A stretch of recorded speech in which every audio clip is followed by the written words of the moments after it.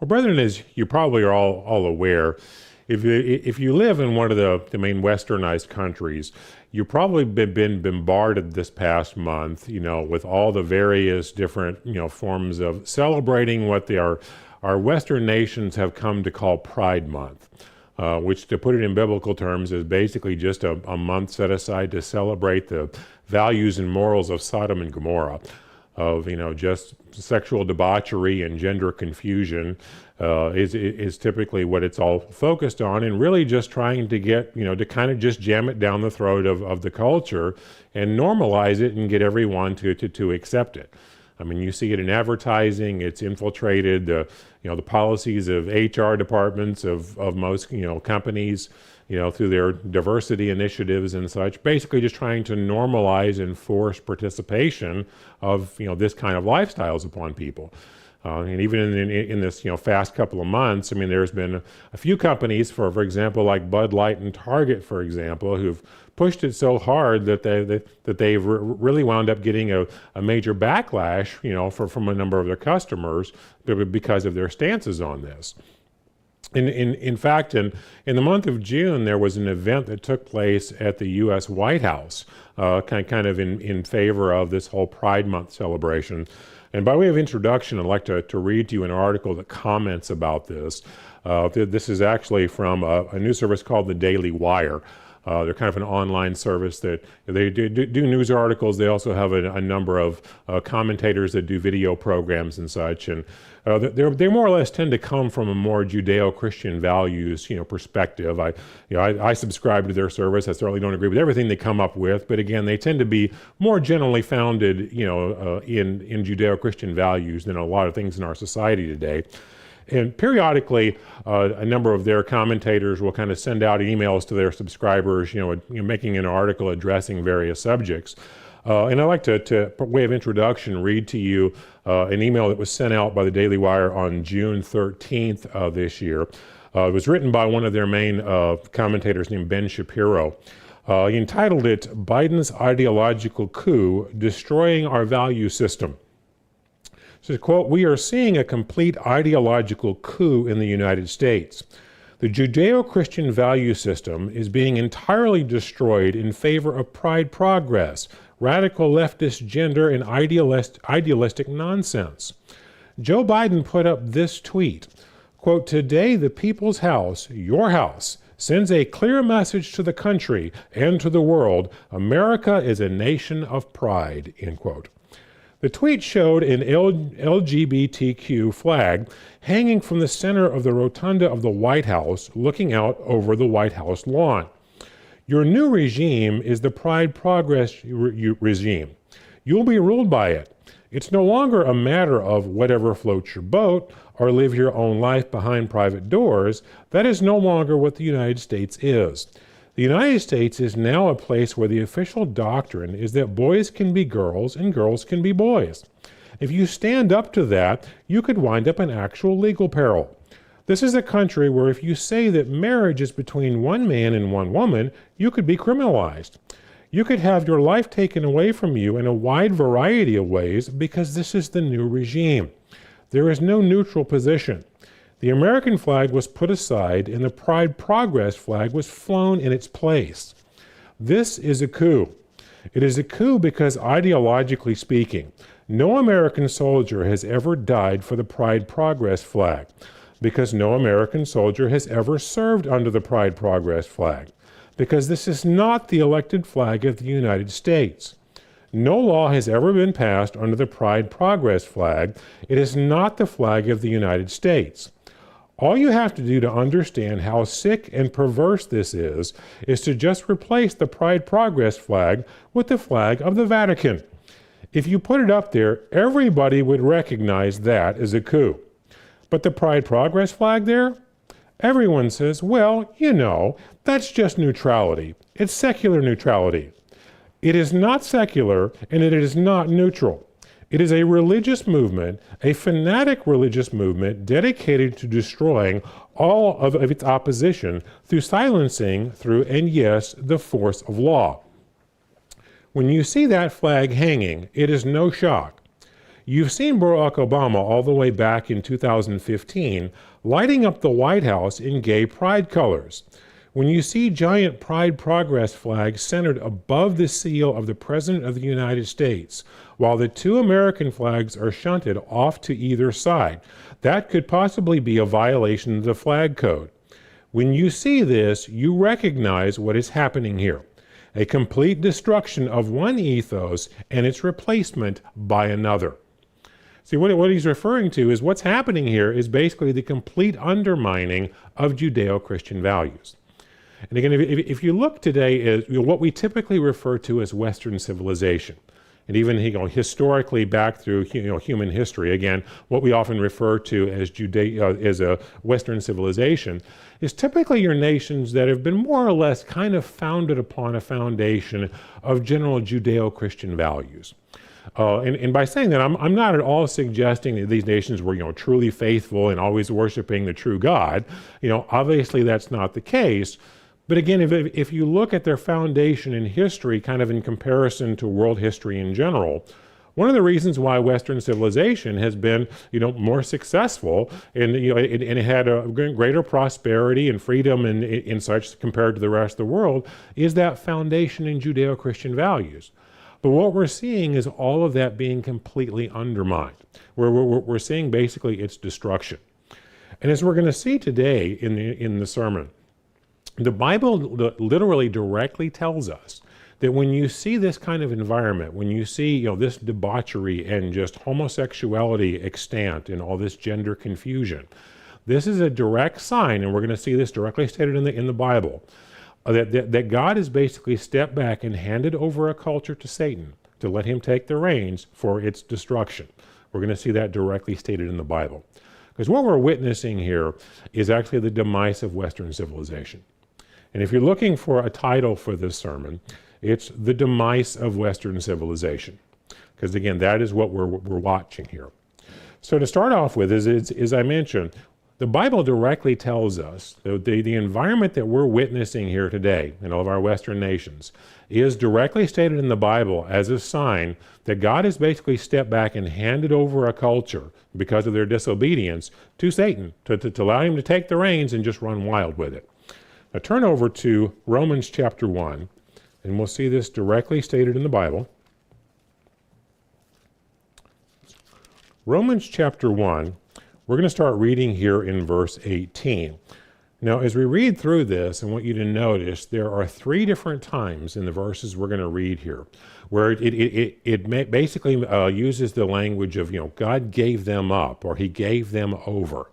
Because it's basically saying he gives them over to a debased mind to just, follow debauchery. But just think about the spiritual forces, the war that is going on behind the scenes in our world. We fight not against flesh and blood, but against spiritual powers. The book of Job gives us a real good idea of how this works. Again, we won't turn there. I've covered this many times in the past. But it explains there how God has basically taken Satan as a servant, and he's like a dog on a leash. And God always controls, how much leeway he gives in the leash. And it explains in here when people just, a culture has just completely rejected God and insists on going their own way, well, he gives Satan more slack in the leash and allows him to just run with it. Because he basically tells the culture, okay, if you're just going to insist on going your own way, okay, I'm going to let you reap the rewards of that. You're not going to enjoy it, but I'll let you have your way. It's going to go badly. But let's notice here in Romans chapter 1 and verse 18.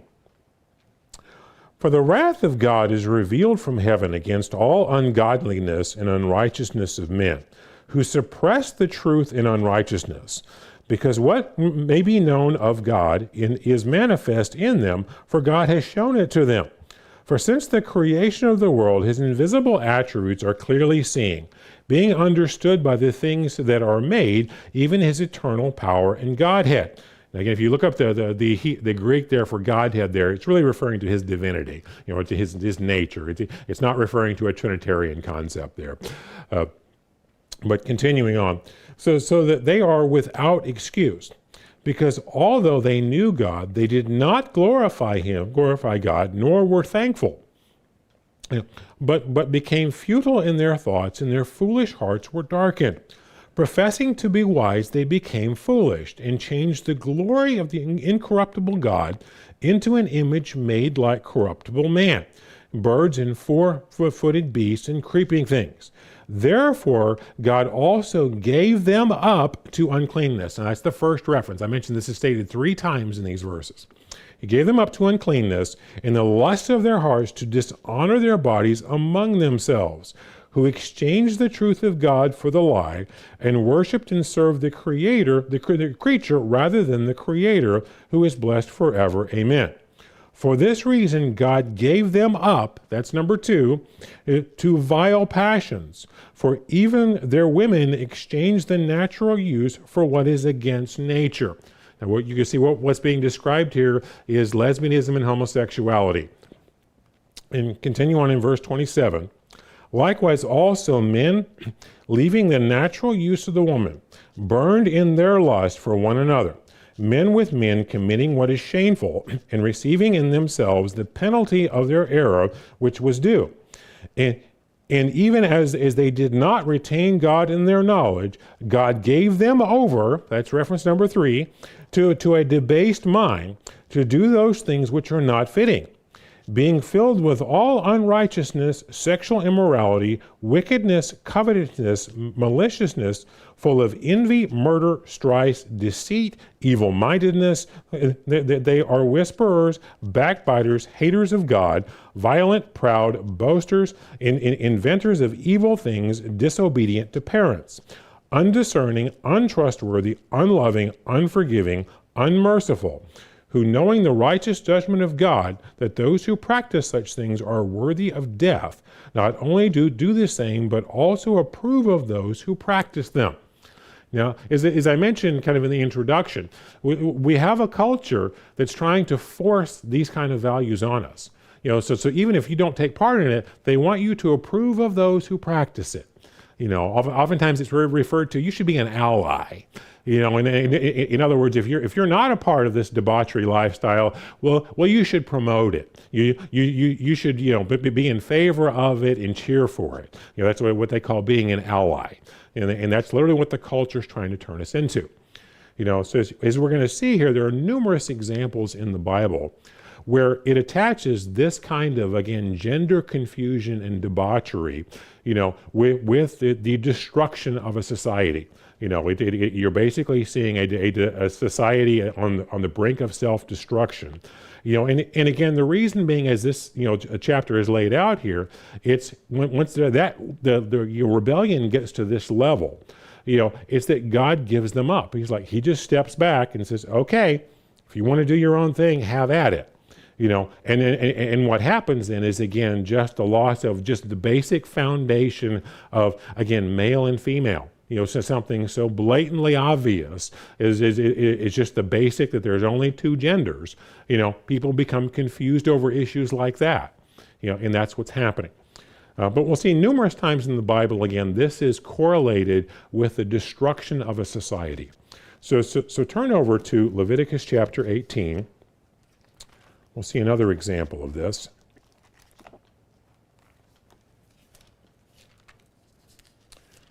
Leviticus chapter 18. Now, we're going to read through this chapter here. If you have a New King James translation of the Bible like I do that has the subheadings in it, you'll see over chapter 18 it talks about the laws of sexual morality. But I want you to notice as we read through this, in the latter part of this chapter, God specifically states, that committing all the sins that he is laying out here is one of the reasons why he's kicking the Canaanites out of the promised land. He's saying, but basically, this is why I'm wiping them out, is because they performed all these sins. They practiced this. And he warns the Israelites, if you take on these sins, you're going to get thrust out of the land as well. Your society is going to collapse as well. But I want you to pay attention as we read through this. It is talking about the laws of sexual morality, But most of what's covered here is not, just the simple rule of, that the sexuality should be confined to a marriage, which is what the Bible teaches. This is way farther into debauchery than just the issue of, well, they had committed relationships and couples and they were just fooling around before they got married. I mean, that's sin, but that's this goes way beyond those types of things, because the majority of this chapter goes into kind of defining incest, on pretty much every combination. It gets very specific in nailing down every form of incest you could possibly think of. It also addresses homosexuality and bestiality. So what we're talking about is, again, very depraved, debaucherous behavior that just throws away basic morality, is what we're getting at here. But notice here in Leviticus 18, starting in verse 1. Then Jehovah spoke to Moses, saying, Speak to the children of Israel and say to them, I am Jehovah your God. According to the doings of the land of Egypt where you dwelt, you shall not do according to the doings of the land of Canaan, where I am bringing you, you shall not do, nor shall you walk in their ordinances. You shall observe my judgments and keep my ordinances to walk in them. I am Jehovah your God. You shall therefore keep my statutes and my judgments, which if a man does, he shall live by them. I am Jehovah. None of you shall approach anyone who is near of kin in him to uncover his nakedness. I am Jehovah your God. And notice that emphasis on your kin. Because most of what's covered here is going to be different versions of that. He's basically forbidding all forms of incest, is what he's getting at here. In verse 7, the nakedness of your father or the nakedness of your mother you shall not uncover. She is your mother, you shall not uncover her nakedness.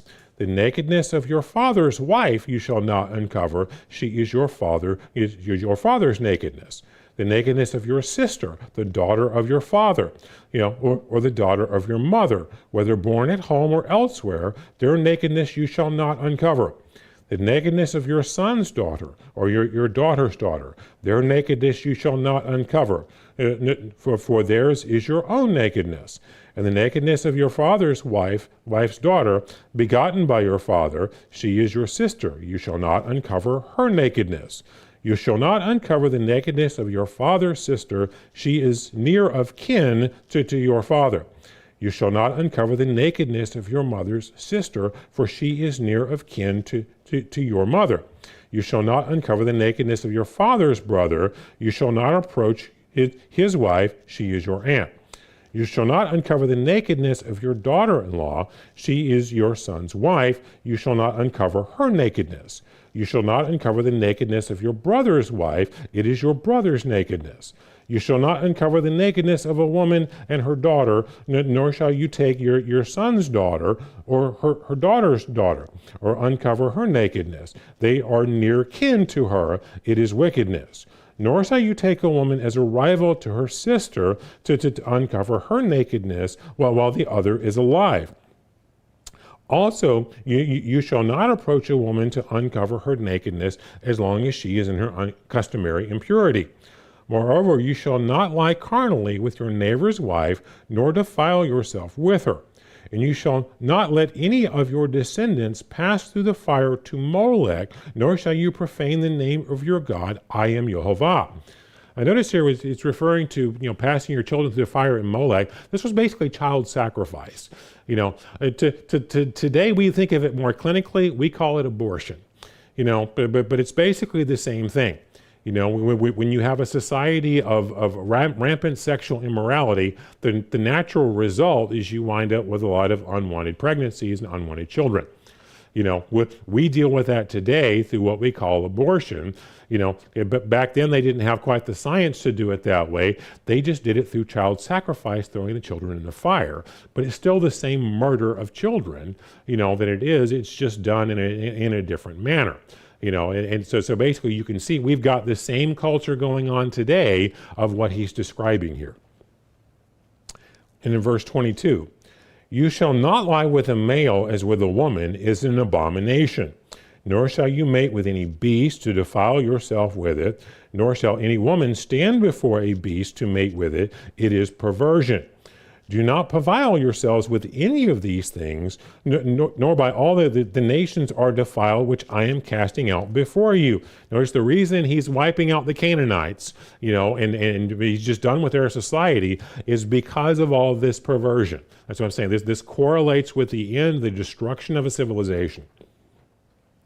In verse 25, for the land is defiled, therefore I visit the punishment of its iniquity upon it, and the land vomits out its inhabitants.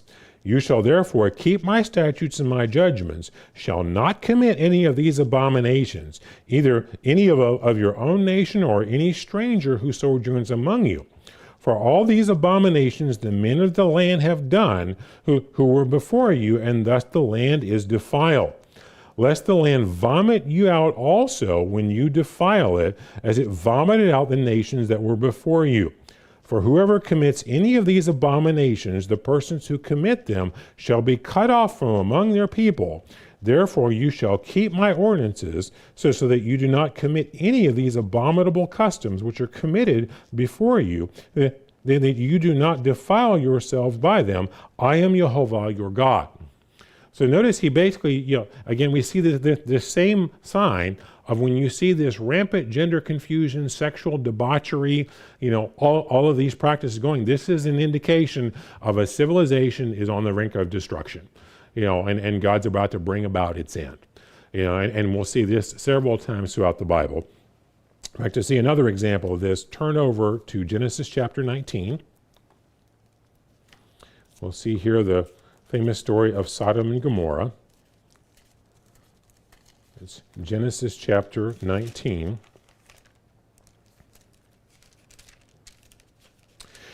Now, to fully appreciate this story, you need to understand the end of chapter 18. I'm not going to take the time to read it, but I will kind of summarize it because it puts a little more context on what happens in chapter 19. In chapter 18, God has a conversation with Abraham. Basically gives him a heads up, that he's aware of what's going on in Sodom and Gomorrah, and he's about to go destroy it as a result. Well, Abraham's thinking, well, my nephew Lot lives over there. I don't want him to get caught up in all this, so he starts negotiating with God. And of course, this plays out, with the numbers over time, and just to make a long story short, it ends with basically an agreement between, Lot and God that if God finds 10 righteous people there, he promises that he won't wipe out the city if there's at least 10 people, that are righteous and trying to live a good life.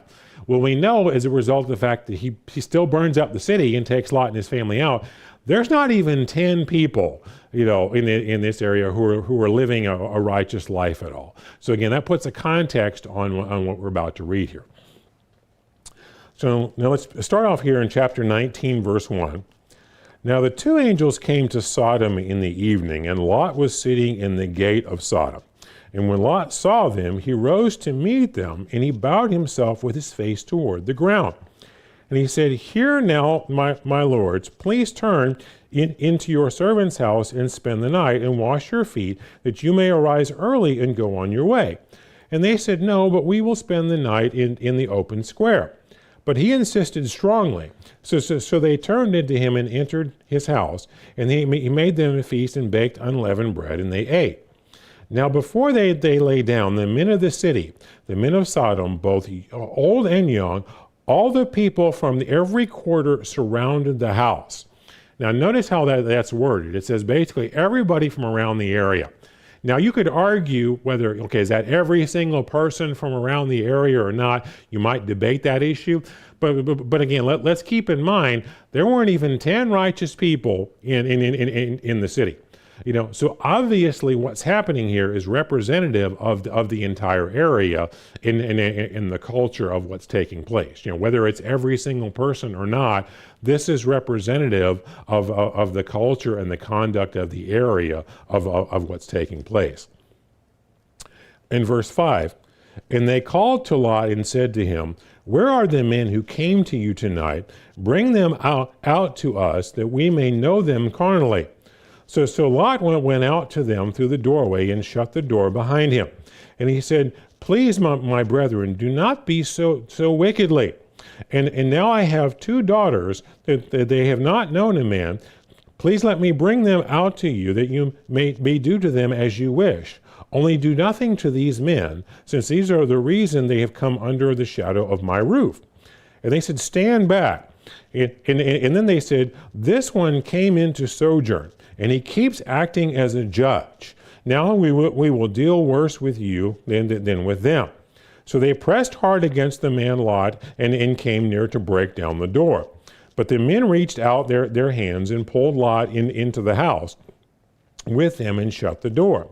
And they struck the men who were in the doorway of the house with blindness, and both small and great, so that they became weary and trying to find the door. Now notice here once again, as we know how the story ends, God rains down fire here in brimstone and wipes out the city.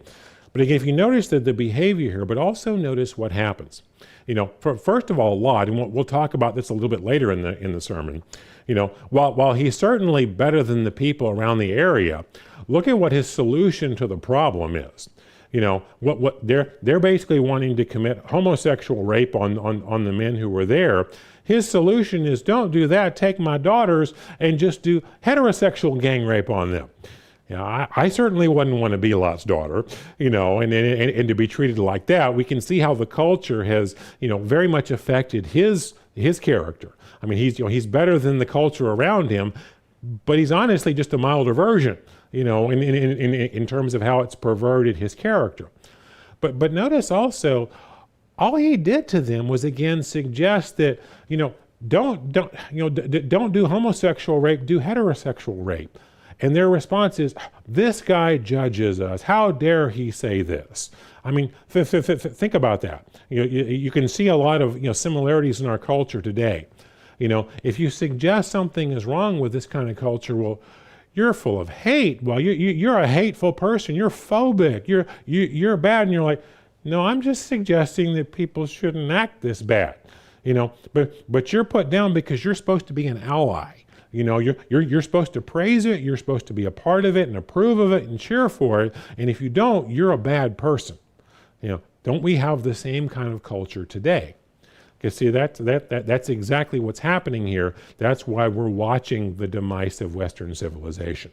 Because we're on the verge of self-destruction.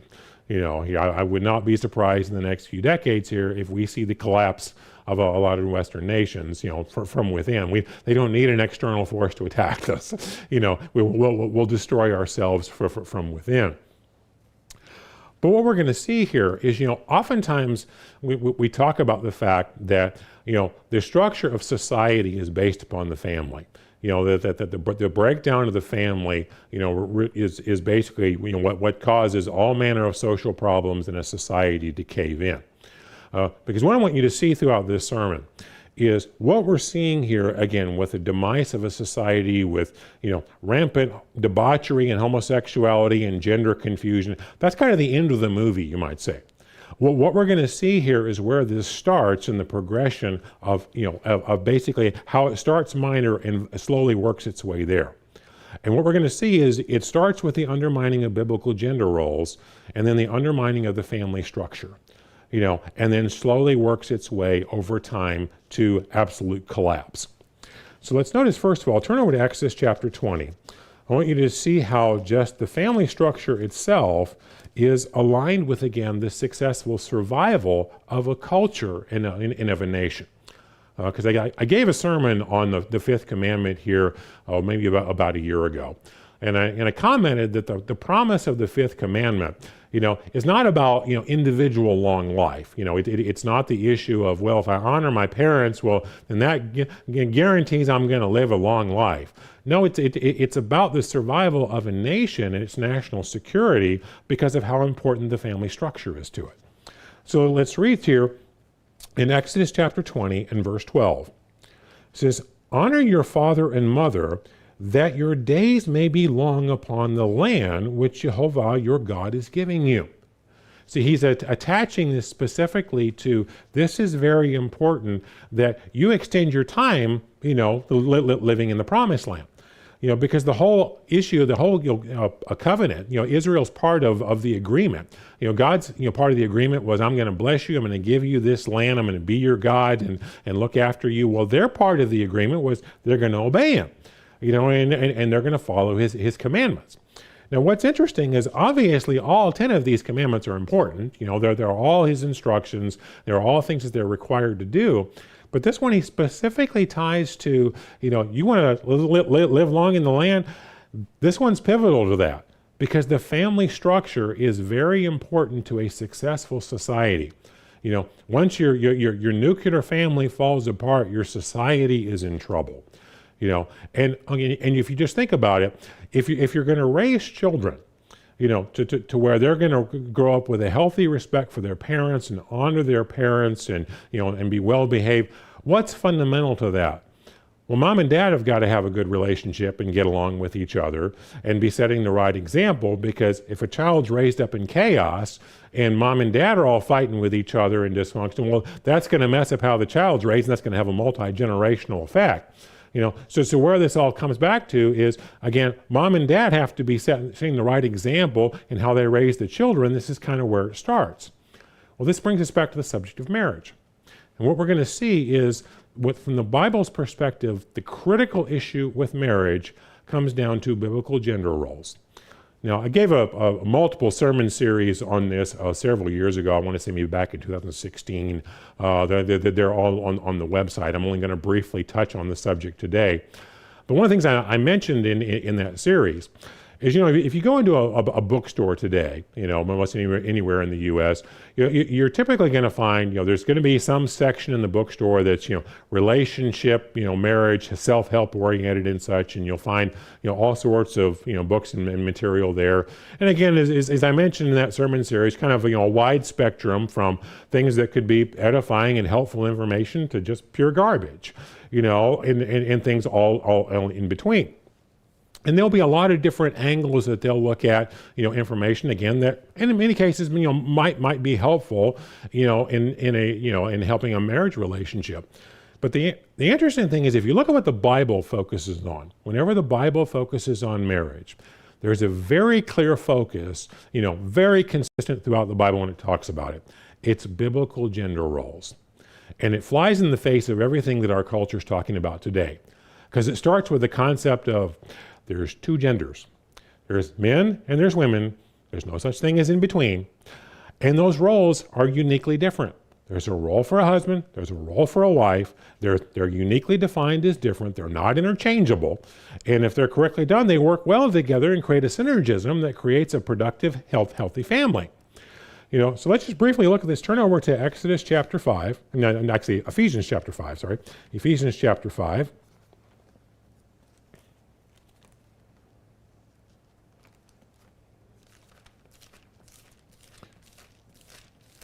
Again, Ephesians chapter 5, and we'll start in verse 22.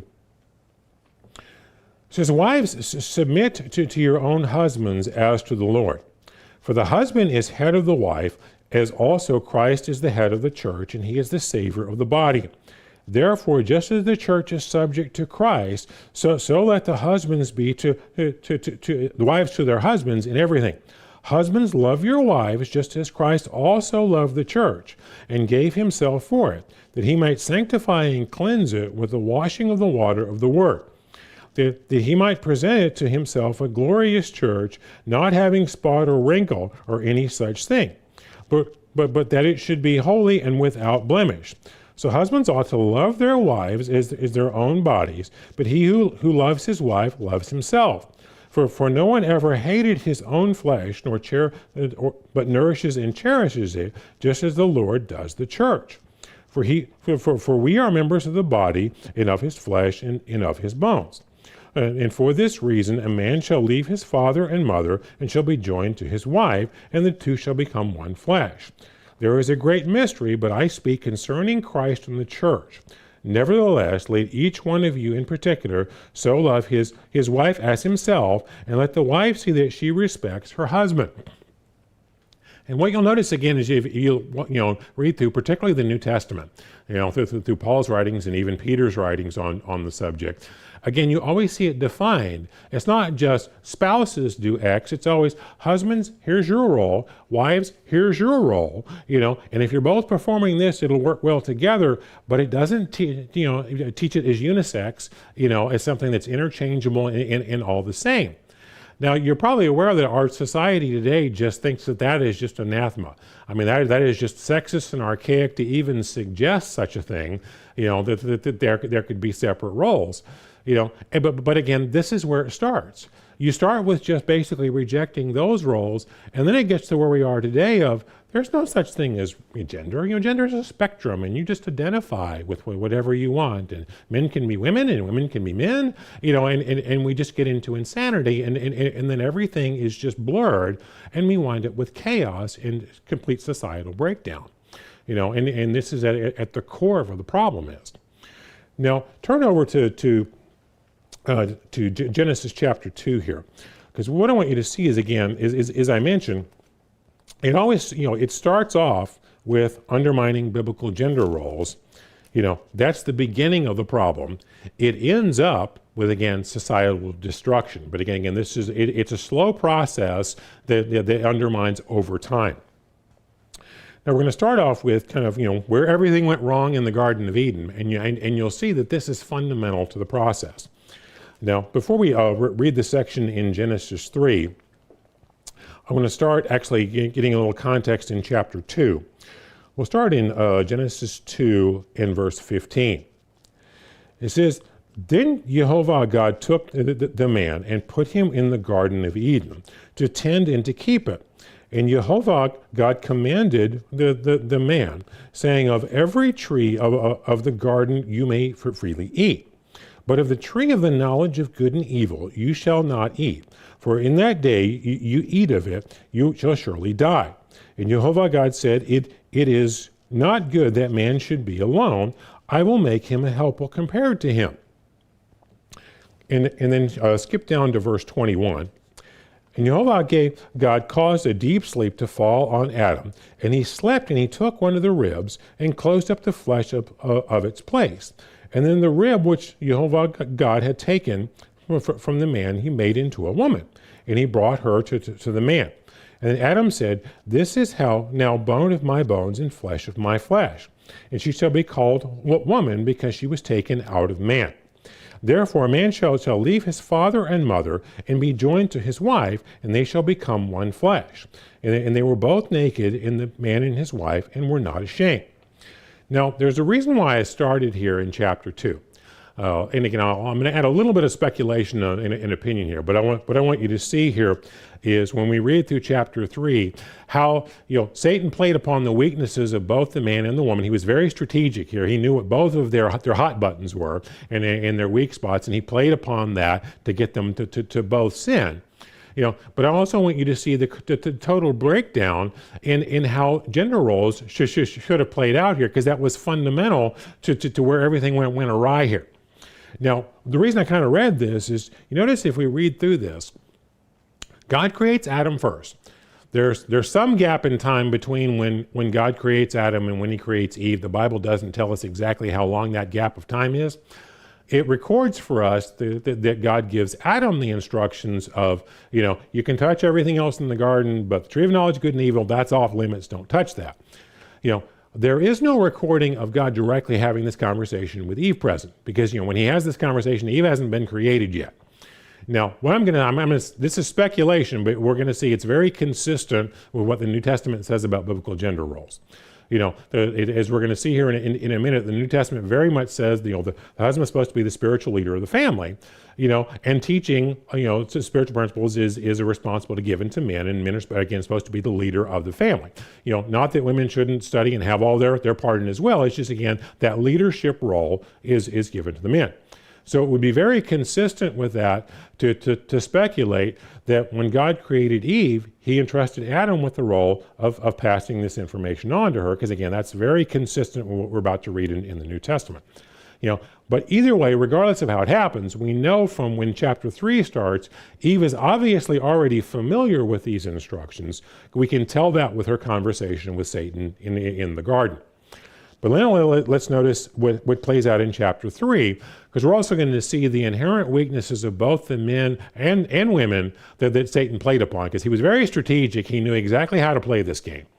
This is Genesis chapter 3 and verse 1. Now the serpent was more cunning than any beast of the field which Jehovah God had made. And he said to the woman, Has God indeed said, You shall not eat of every tree of the garden? And the woman said to the serpent, We may eat of the fruit of the trees of the garden, but of the fruit of the tree in the midst of the garden, God said, You shall not eat, nor shall you touch it, lest you die. So obviously Eve is aware of the instructions. Again, either God may have told her that directly, or he may have entrusted Adam to do it. Either way, we know Eve's aware of it. In verse 4, And the serpent said to the woman, You shall not surely die, for God knows that it is in the day that you eat, your eyes will be open, and you will be like God, knowing good and evil. So when the woman saw that the tree was good, and that it was pleasant to the eyes, and a tree desirable to make one wise, she took of its fruit and ate, and she also gave to her husband, and he ate. Now, if we analyze what took place here, what we're going to see is Satan was very skillful in how he went about this, because he understood the psychological makeup of both of the parties involved, and he knew how to play the chess game to his advantage.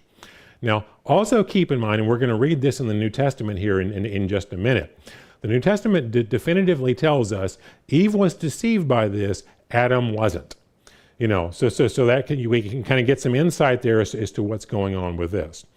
Now, if we look at the logic of the argument that Satan makes to Eve, this should actually sound very familiar, because it's an argument that plays out in our culture today all the time. And it tells us it's just the psychology of women. Satan knew what he was doing, and again, he knew how to punch the buttons of both sexes. Because what does he approach Eve with? Eve, God's cheating you out of equality. He knows if you eat this, you'll be equal with him, and he's cheating you out of your equality. He's oppressing you. Eve, you're in need of empowerment. Here, eat this fruit, it's empowering. Does that argument not sound familiar? That is exactly how women today get sold on the most ridiculous ideas in the world. And don't get me wrong, I'm going to pick on the men here in a minute, but let me just show you how this argument oftentimes plays out in our culture today. Kill your children through abortion. It's empowering. Be sexually promiscuous, sleep with lots of men, make an OnlyFans account and expose yourself, through pornographic pictures to the whole world. It's empowering to you. See, the most self-destructive, evil things in the world can get sold to women, but how is the package done? Because again, men get talked into lots of evil things too, but how is it packaged to women? It's normally always packaged with, it's empowerment. You're being victimized, and you're being cheated out of equality, and you need empowerment. And see, he punched this button because this has been working for thousands of years, because again, it's just something that appeals to the psychology of women, because they think more emotionally. But see, he got the man too. It wasn't like Adam performed well. Adam totally failed at his role as well. But as we're going to see in the New Testament, Adam wasn't deceived. It wasn't because, Eve, sincerely believed what the snake told her. So she's thinking, oh, I've got enlightenment, I've been empowered here, and she thinks this is true. We know for a fact from the New Testament that's not what Adam thought. So what's going on with him? Well, he's obviously appeasing her. Now, I'm trying not to get graphic about this, but I want to be honest with the audience. One of the obvious, weaknesses of men is, again, their visual appeal to women, and particularly their sex drive. Again, all we have to do is just look at history, and again, just look at advertising. How oftentimes do you see products, marketed to men, and in one way or another, there's an attractive woman in a bikini or some scantily-clad outfit, and they're using sex appeal to appeal to men and to talk them into things. Because men have an inherent weakness with the level of testosterone that they have, and their visual appeal to women, that if they start letting their hormones do their thinking for them, they don't do logical, intelligent things, and they get led into being very, very stupid. I mean, and again, not only is it the sex appeal, but oftentimes it's the desire to appease or impress a woman that they care about. All you have to do is look at the example of Solomon. Wisest man who ever lived. What was his downfall? His wives. He gets seduced by the beauty of, I want to be with all these beautiful women, and then he lets his lust and his sex drive kind of drive him, and then he wants to appease them, and make them happy. Well, then he starts building temples to their gods, and being involved in it. Totally leads him off path, regardless of how wise he is, because that's an inherent weakness of men. Adam's got a naked woman standing in front of him, talking him into doing this. He's also got a wife who again has been emotionally deceived here, by what the snake told her. Now, what he should have done was just taking a stance and going, no, don't you remember, God said don't do this. This is a very black and white issue. It's very simple. God said don't do it. You're wanting to do it. There's really nothing else involved here. What he was likely would have heard is, well, Adam, you never listen to what I have to say. You must not love me. You never care about my feelings. And see, that could have gotten a lot more complicated, and he's trying to avoid these things. He's appeasing. And he gives in and goes along with it. And see, as we're going to see, even like in the example of Solomon, and even we're going to see examples with ancient Israel, very often this happened where Satan used women he had deceived to then get to the man and then play upon their weaknesses, and this is typically how this often plays out. But again, to reinforce what I mentioned about biblical gender roles, turn over to 1 Corinthians 14. And you'll see why I speculate that God probably gave Adam the instructions to instruct Eve, to kind of basically pass on to her the instructions that he had given about the tree of the knowledge of good and evil. And again, that's just opinion and speculation. But here's what I base it on. Looking in 1 Corinthians 14 in verse 34. Let your women keep silent in the churches, for they are not permitted to speak. For they are to be submissive, as the law also says. And if they want to learn something, let them ask their husbands at home, for it is shameful for a woman to speak in church. Now again, he's speaking more of teaching in church and such. It's not that women don't have brains, don't having opinions. That's not what I'm trying to say. But I'm just pointing out the fact of the role of spiritual leadership that the husband is supposed to play in the family. Because this is emphasized several times in the New Testament. So turn over to 1 Timothy chapter 2. It's 1 Timothy chapter 2. And this is where we'll see, as I mentioned, we know conclusively from the Bible that Eve was deceived. When Satan approached her in the garden and kind of gave her his sales pitch, she sincerely believed, the line of bull that he gave her, whereas Adam, we know, wasn't sucked into that. There were different motivations here that were causing him to go astray. So look here in verse 11, in 1 Timothy 2 and verse 11. Let the woman learn in silence with submission. I do not permit a woman to teach or to have authority over a man, but to be in silence. For Adam was formed first, then Eve. And Adam was not deceived, but the woman being deceived fell into transgression. So this is how we know conclusively, that Adam wasn't deceived, but Eve was. As I mentioned, they both messed up, and as we didn't read the rest of the story there in Genesis 3, but once God confronts them, nobody takes responsibility for their behavior. Both parties start pointing the fingers and blaming everybody else but themselves, but they both messed up. But you see the undermining of the roles that should have happened, because Eve doesn't go and ask, Adam about any of this or discuss it with him. She just takes action and then go tells him, I found empowerment and enlightenment, and then she starts leading him, and then he doesn't take a stand, and try to be a leader. He just appeases and follows along, and then everything falls apart. And as we're going to see here, in the Garden of Eden, this is where things started to go wrong. But as you know, societal destruction happens in Genesis chapter 6, when we have the flood.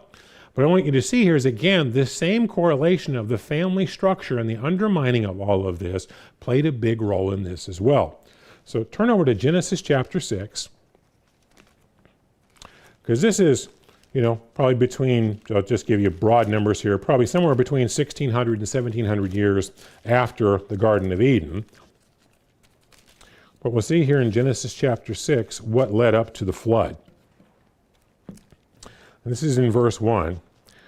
Now it came to pass when men began to multiply on the face of the earth, and daughters were born to them, that the sons of God saw the daughters of men, and they were beautiful, and they took wives for themselves of them they chose. And Jehovah said, My spirit shall not strive with man forever, for he is indeed flesh, but his days shall be 120 years. And there were giants on the earth in those days, and also afterwards. And then the sons of God came into the daughters of men, and they bore children to them. And they were mighty men who were of old, men of renown.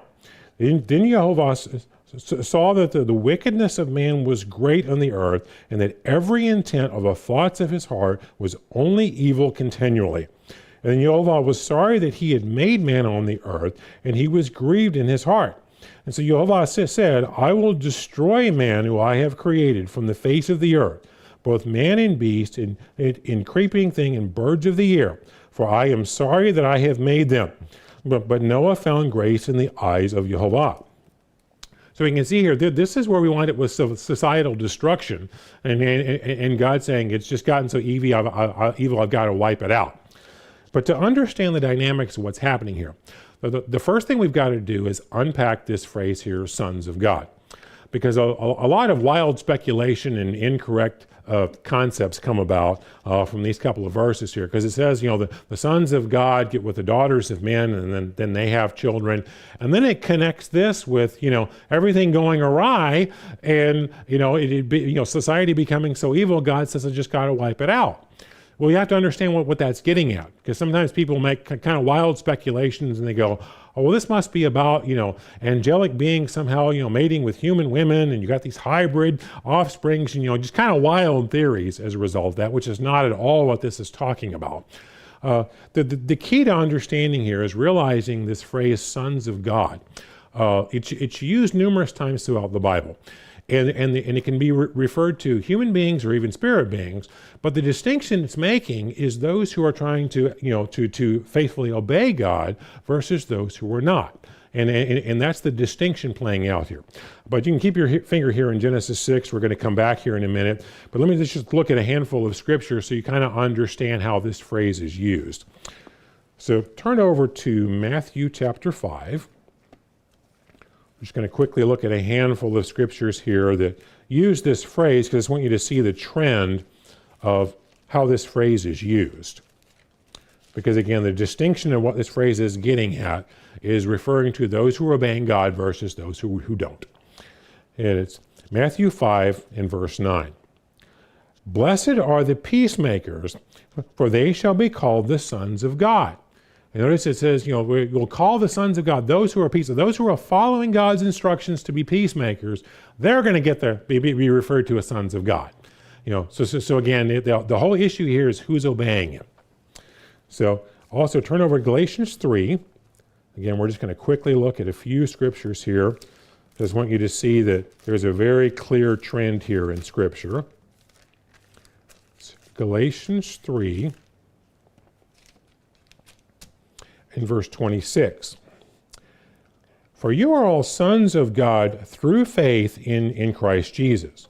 For as many of you as were baptized into Christ have put on Christ. There is neither Jew nor Greek, there is neither slave nor free, there is neither male nor female, for you are all one in Christ Jesus. And if you are Christ, then you are Abraham's seed and heirs according to the promise. Again, you see this concept of sons of God. Well, those are those who are faithfully obeying God and following his way. Because we're going to see here the Bible will even contrast, sons of God, children of God with children of Satan. But let's look at one more example here over in Romans chapter 8.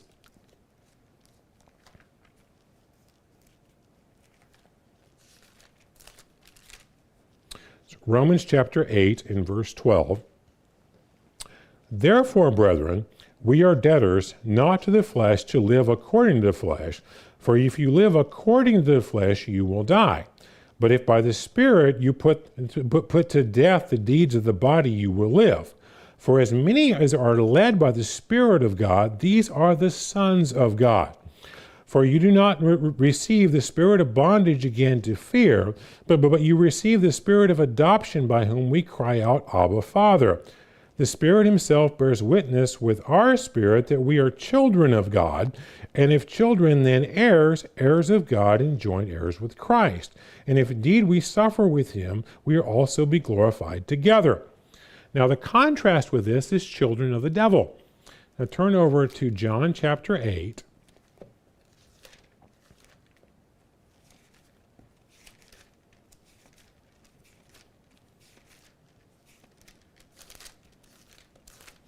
In John chapter 8, and we'll start reading in verse 42. Jesus said to them, if God were your Father, you would love me, for I proceeded forth and came from God, nor have I come of myself, but he sent me. Why do you not understand my speech? Because you are not able to listen to my word. You are of your father the devil, and the desires of your father you want to do. He was a murderer from the beginning and does not stand in the truth, because there is no truth in him. And when he speaks a lie, he speaks from his own resources, for he is a liar and the father of it.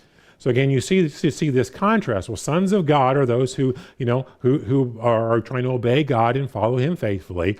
Children of the devil, it's not the issue that the devil created them or somehow responsible for their existence. It's no, they're following his way of life. They're following his character. They're being more molded into his image in terms of how they're behaving. That's the distinction here. And this term sons of God is also used to refer to angelic beings in the same type of context. So just quickly turn over to the book of Job, to Job chapter 1. We'll just see a couple of references here because I want you to see that it's used the same way with angelic beings just like it is with humans. It's Job chapter 1 in verse 6. Now there was a day when the sons of God came to present themselves before Jehovah, and Satan also came among them. I notice here there's a meeting of the angels, and he says, well, the sons of God all came before the Father, and yeah, Satan came too. So obviously Satan's not included in the definition of sons of God. Well, we know Satan's a created angelic being as well, but when he rebelled and again totally went in the other direction, and went an evil way of life, well, he now no longer meets the definition of sons of God because it's about those who obey him. And just look over in chapter 2, verse 1, we'll see the same thing again here. Again, there was a day when the sons of God came to present themselves before Jehovah, and Satan came among them to present himself before Jehovah. Again, that same contrast. You have the sons of God, the righteous angels, and then Satan, because he doesn't meet that definition. Okay, with all that in mind, let's just turn back over to Genesis chapter 6. And now we can kind of have a context to unpack what's happening here.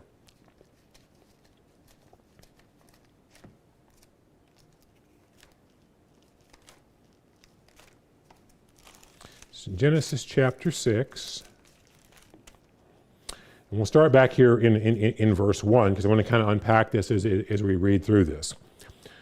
Now it came to pass when men began to multiply on the face of the earth, and daughters were born to them, that the sons of God, those who were righteously following God, saw the daughters of men that they were beautiful. Now notice the human weakness. They're being sucked in by beauty and by visual appeal. That's where they're going to go wrong. And they took wives of them, and they chose. Now notice the daughters of men. If you're contrasting this with the sons of God, well, what you've obviously got is, those descendants, of Adam and Eve here, as the world kind of grew, who've tried to follow the true God and have tried to be righteous versus those who've rebelled and gone their own way. And now you have basically the same mistake that Solomon made. You have those who are the men who are trying to faithfully follow God who look at women who are not and going, well, she really is pretty though.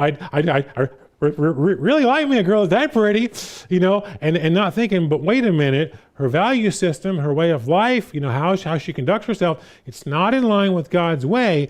Doesn't matter how nice looking she is. This is a bad idea. Well, they're not thinking with the brain, so they start making bad decisions here. That's what's happening here. So now pick up in verse 3. And then Jehovah said, my spirit shall not strive with men forever, for he is indeed flesh, and yet his days shall be 120 years. And there were giants on the earth in those days, and also afterwards. And when the sons of God came into the daughters of men, and they bore children to them. And these were mighty men, or were of old, men of renown. But notice right after, they have these children together and form these marriages. Now notice the next verse, what happens. Then Jehovah saw that the wickedness of man was great in the earth, and that every intent of the thoughts of their heart was only evil continually. It ended badly. It probably took a period of time, for this to play out, but the end result of this was a train wreck. In verse 6, and Jehovah was sorry that he had made man on the earth, and he was grieved in his heart. Jehovah said, I will destroy man whom I have created from the face of the earth, both man and beast, creeping thing, and birds of the air. For I am sorry that I have made them. But Noah found grace in the eyes of Jehovah. You notice what happened here is again, you had what's called the sons of God. In other words, men who were trying to live a righteous life and follow God.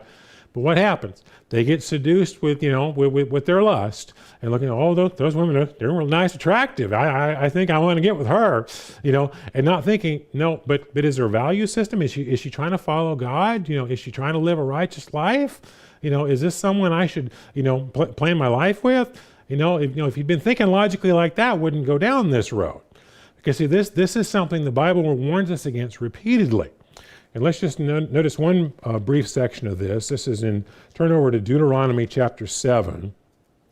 There are warnings on this in both the Old and New Testament. We're just going to notice one reference here that Moses warned Israel about here, about this very thing, and what the result would be.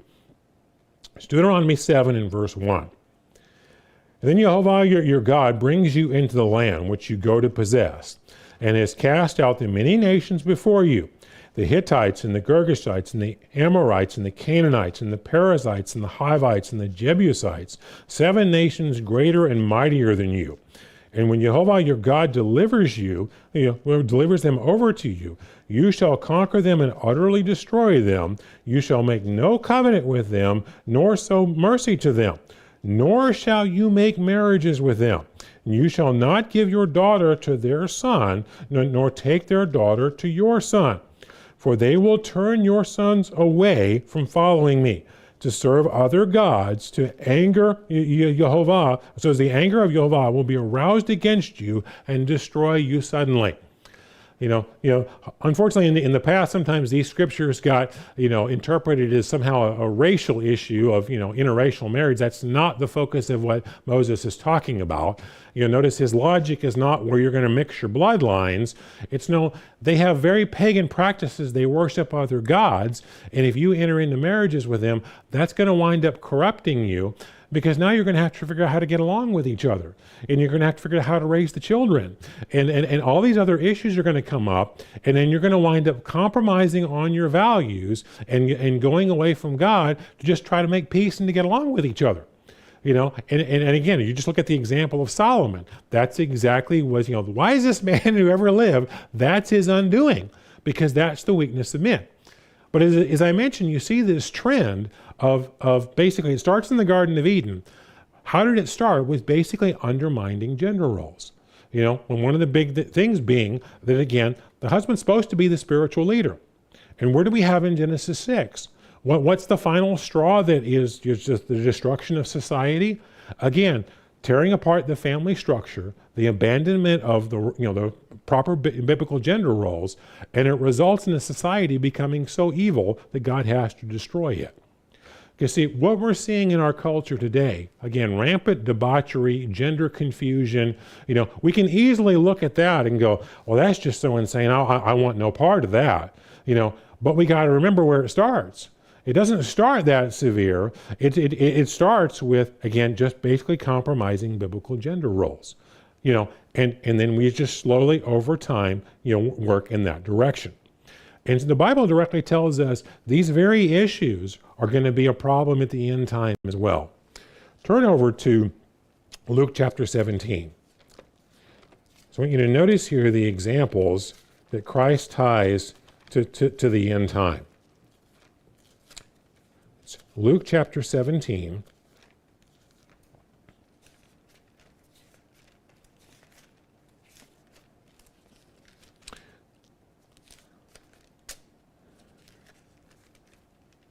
And we're going to start reading in verse 26.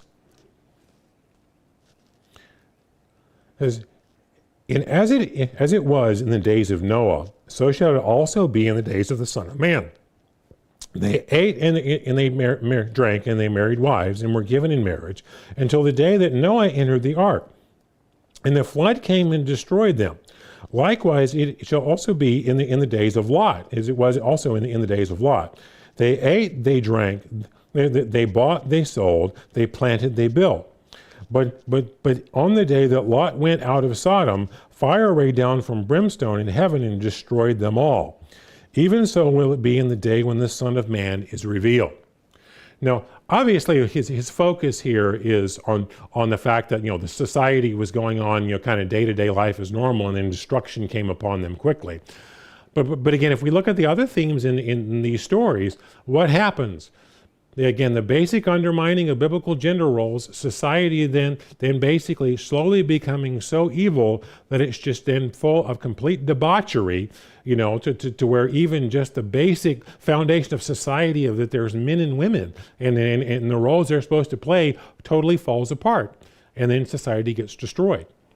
And see, we're specifically warned about this in terms of the end time. Turn over to Isaiah chapter 3. In Isaiah chapter 3, we'll see here where he's describing basically what the end time is going to be like. And I want you to notice the specific reference to the breakdown of the family and biblical gender roles. Because if you read through, Isaiah 2 starts off, a section addressing the millennium, and you'll see the rest of the chapter is clearly addressing the day of the Lord. And that theme, carries into chapter 3. So it's that very end time frame that we're talking about. But we're just going to break into the context here and start in verse 8. For Jerusalem stumbled and Judah is fallen, because their tongue and their doings are against Jehovah, to provoke the eyes of his glory, to look on their countenance and witnesses against them. And they declare their sin as Sodom. They do not hide it. Woe to their soul, for they have brought evil upon themselves. So say to the righteous that it shall be well with them, for they shall eat the fruit of their doings. Woe to the wicked, it shall be ill with them, for the reward is his hands and will be given to him. And as for my people, children are their oppressors, and women rule over them. O my people, those who lead cause you to err and destroy the path of your ways. Notice the family structure has fallen apart. You don't have proper, male leadership, being the, spiritual leader of the family, and you've got wild, unruly children. You have basically the complete breakdown of the nuclear family is what's taking place here. As you can see, this is what ultimately results in a society falling apart to destruction. But what we in the Church of God need to be aware of is, an observation I've made over the years, just watching the culture and watching the environment we see in the Church of God, is oftentimes in the Church of God, we see how far far astray the culture around us has gone. For example, I doubt any of us would be in favor of the Pride Month celebrations and all the transgender issues and homosexuality and that kind of thing. We clearly see that as debauchery we want no part of. But oftentimes what can happen to us is in the church of God, sometimes we become milder versions of the culture around us. In other words, we become infected, and influenced by the culture around us. And yeah, we're not near as evil and as bad, down the road as where the culture is gone. But we've unfortunately at times, moved in that direction more than we realized because we've allowed the culture to affect us. And see, that's exactly what happened to Lot. Turn over to 2 Peter chapter 2, because this is what we in the Church of God really need to be on the lookout for. Because again, I don't think any of us, want to embrace the culture that we're in, but we need to be aware of how it may have affected us. It's 2 Peter 2 and verse 4. For if God did not spare the angels who sinned, but cast them down to hell and delivered them into chains of darkness, to be reserved for judgment, and did not spare the ancient world, but saved Noah, one of 8 people, a preacher of righteousness, bringing in the flood on the world of the ungodly, and turning the cities of Sodom and Gomorrah into ashes, condemned them to destruction, making them an example to those who afterwards would live ungodly, and delivered righteous Lot, who was oppressed with the filthy conduct of the wicked. For that righteous man dwelling among them tormented his righteous soul from day to day by seeing and hearing their lawless deeds. In other words, he was very affected by the culture around him. And we've already seen, he has the mob coming around his house, who are demanding that the angels be sent out to them because they want to, commit gang rape in a homosexual manner with the men that are there, the angels. But what's Lot's solution? Don't be so evil to do homosexual gang rape. Do heterosexual gang rape. Take my daughters. I don't know about you. I wouldn't want to be his daughter, to be treated like that. I mean, that's kind of a weak response to it all. It's like, yeah, he's not as bad as the culture around him, but this is not Father of the Year material here. This is pretty embarrassing, for how this guy behaved. But let's also look at how it affected the whole family. Let's turn over to Genesis chapter 19. We'll see that living in this environment, again, even though, again, they were probably much better than the culture around them, but they were very affected by living in the environment that they were in. It's Genesis chapter 19 and verse 30. And then Lot went up out of Zoar and dwelt in the mountains, and his 2 daughters were with him. And he was afraid to dwell in Zoar, and he and his 2 daughters dwelt in a cave. Now the firstborn said to the younger, Our father is old, and there is no man on the earth to come in to us, as is the custom of all the earth. Come, let us make our father drink wine, and we will lie with him, that we may preserve the lineage of our father. So they made their father drink wine at night. And the firstborn went in and lay with her father, and he did not know when we saw down, when they lay down, or when she arose. And it happened the next day that the firstborn said to the younger, Indeed, I lay with my father last night. Well, let us make him drink wine tonight also. And you go in and lie with him, that we may preserve the lineages of our father. And they made their father drink wine that night also. And the younger arose and lay with him, and he did not know when she lay down and when she rose up. Thus the daughters of Lot were with child by their father. Now notice what happened here. What played out here is what we would typically refer to today as date rape. They basically be drugged him and then had sex with Lot. But just think about it. I mean, there's just a whole slew of dynamics here, that show you just how far off track this whole family wound up, because they wound up letting the culture around them greatly corrupt them.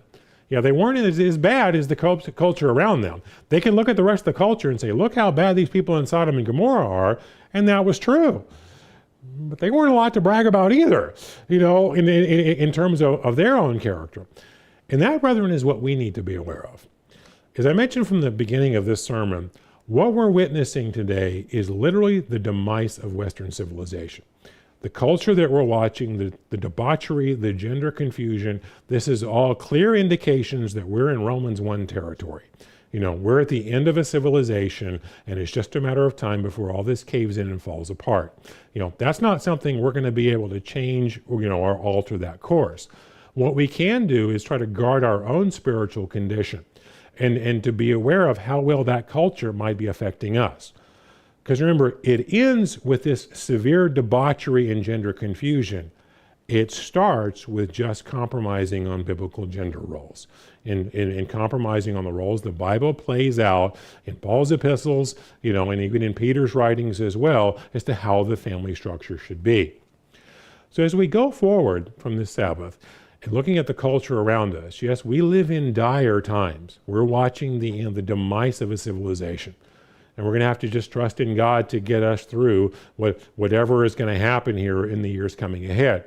But the biggest thing we need to be aware of is, again, watching the influence that the culture has on our personal character so that we don't wind up falling into the same bad example of Lot. So let's be aware of where it starts and be guarding our own character.